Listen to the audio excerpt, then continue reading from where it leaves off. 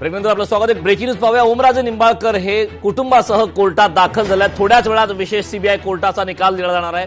9 आरोपींपैकी 7 आरोपी कोर्टामध्ये हजर आहेत। आजच्या निकालाकडे संपूर्ण महाराष्ट्राचं लक्ष आहे। मुख्य आरोपी पद्मसिंह पाटील हे आहेत। पद्मसिंह पाटील यांच्यासह 9 आरोपी आहेत। 9 आरोपींपैकी 7 आरोपी कोर्टात हजर आहेत।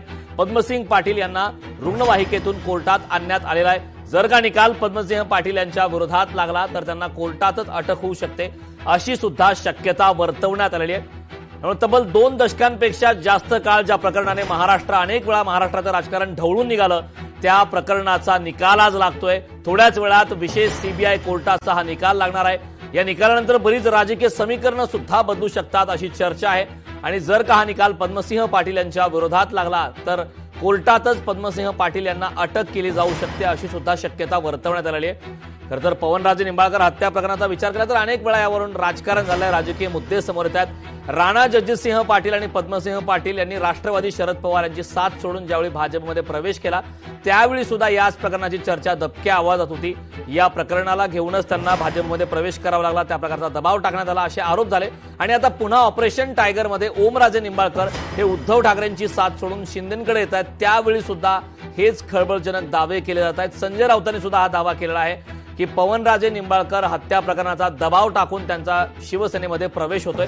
मात्र याच संदर्भात आज आपण पाहतोय त्याची प्रत्येक अपडेट लोकशाही मराठीवरती पाहतोय। ओमराजे निंबाळकर कुटुंबासह कोर्टात दाखल झाले आहेत। थोड्याच वेळात या संदर्भातला निकाल दिला जाणार आहे। त्यामुळे तब्बल 20 वर्ष प्रलंबित असलेला हा निकाल, त्याची प्रतीक्षा अनेक दिवसांपासून होती।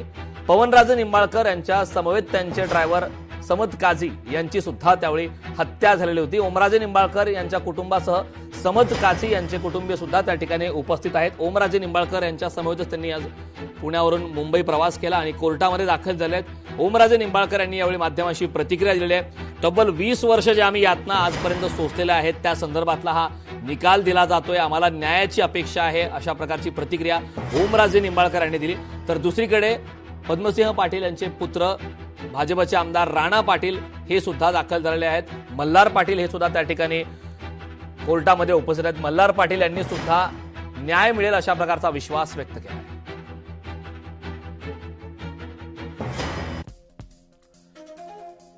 ग्राफिक्सच्या माध्यमातून पाहूया। पवनराजे निंबाळकर आणि माजी मंत्री पद्मसिंह पाटील हे एकमेकांचे सख्खे चुलत भाऊ।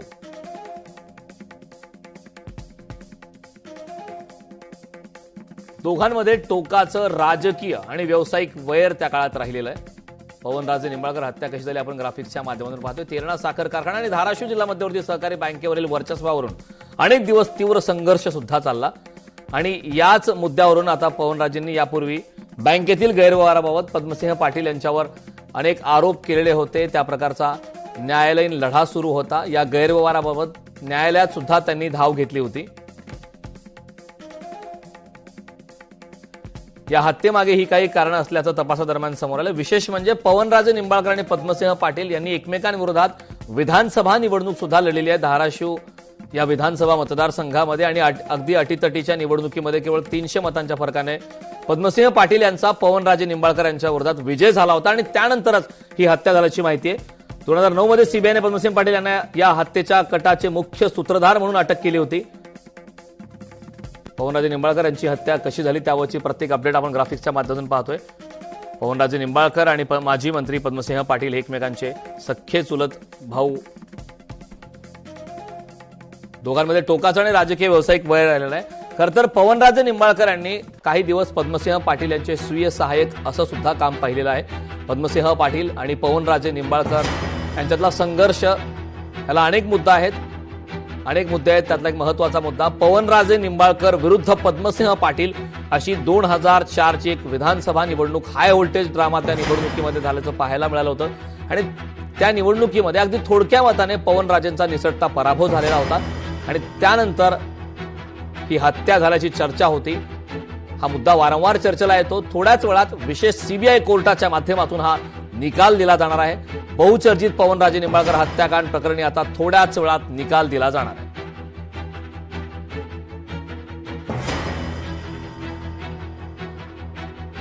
या संदर्भात ताजे अपडेट देण्यासाठी आपले प्रतिनिधी काकासाहेब कांबळे आपल्यासोबत जोडलेत.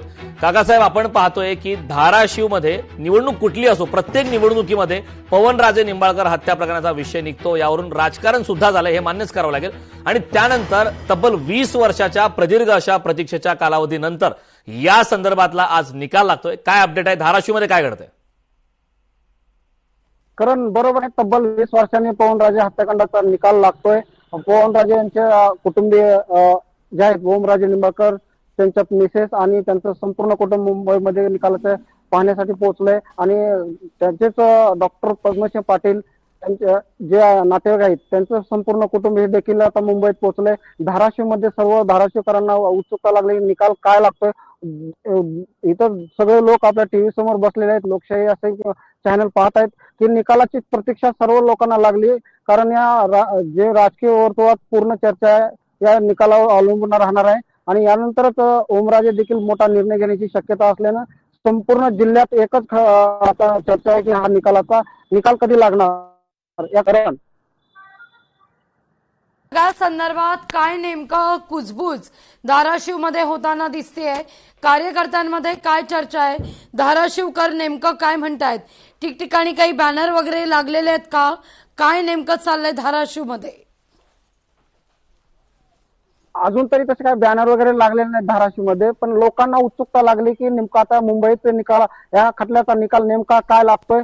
सर्व जिल्ह्याचं लक्ष या निकालाकडे लागलंय. लोक टीव्ही समोर बसलेले आहेत. आता फक्त प्रतीक्षा आहे ते निकालाची. आणि निकाल लागल्यानंतर आता धाराशिवमध्ये काय प्रत्येक घडामोड जी घडणार आहे त्याचा अपडेट देखील आपण आपल्या प्रेक्षकांसमोर देणार आहोत. काकासाहेब, या सगळ्या मुद्द्यावर असं म्हटलं जात आहे जर निकाल पद्मसिंह पाटील यांच्या विरोधात लागला तर कोर्टातूनच त्यांना अटकही होऊ शकते. काकासाहेब, सविस्तर बोलाल? बरोबर आहे. जे 9 आरोपींना कोर्टात हजर राहण्याचे आदेश असताना आता सगळे आरोपी कोर्टात राहिलेत. आणि यातले जे पवनराजे निंबाळकर हत्या प्रकरणातील आरोपी असलेले माजी खासदार पद्मसिंह पाटील यांना देखील आता निकाल त्यांच्या जर विरोधात गेला तर त्यांना अटक होणार असल्याची देखील माहिती बोलली जाते. काकासाहेब, धन्यवाद तुम्ही दिलेल्या एकूणच सविस्तर माहिती करता. लोकशाही मराठी ऐका, पहा, जागरूक रहा.